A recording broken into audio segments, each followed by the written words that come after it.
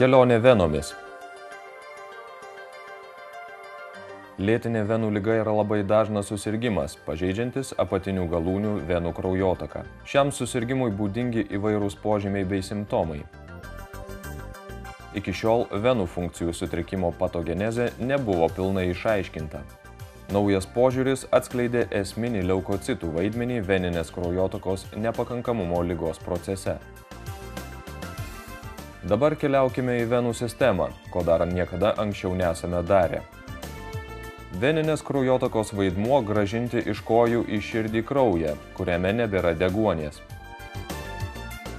Kojų venose esantys viena kryptimi eilėmis išsidėstę vožtuvai efektyviai kompensuoja sunkio jėgą ir neleidžia grįžti kraujo sroviai į pėdas. Kol šie vožtuvai sveiki, jie veikia išvien su blauzdos raumenimis ir jiems susitraukiant nukreipia veninį kraują širdies link. Patologija išsivysto paviršinių venų sistemoje, kai padidėjus kraujo spaudimui, kraujo srovė grįžta į apatines galūnes. Sutrikus vožtuvų funkcijai, jie esant aukštam hidrostatiniam slėgiui, praleidžia kraujo srovę atgal. Nuolatinis aukštas slėgis venose ilgainiui sukelia venų refliukso ligą. Tai pakeičia venų sieneles, atsiranda varikozinės venos. Venų ligai progresuojant vystosi tolesnės komplikacijos. Padidėjęs veninis kraujospūdis ir pasikeitusi paviršinių venų hemodinamika savo ruožtu veikia mikrocirkuliaciją. Joje sukelia aukštą veninį slėgį bei padidina kapiliarų pralaidumą.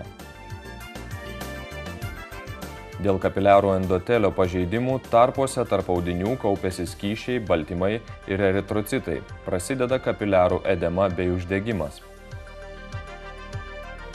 Dėl to gali atsirasti pakitimų odoje ir audiniuose, ar net susiformuoti opos.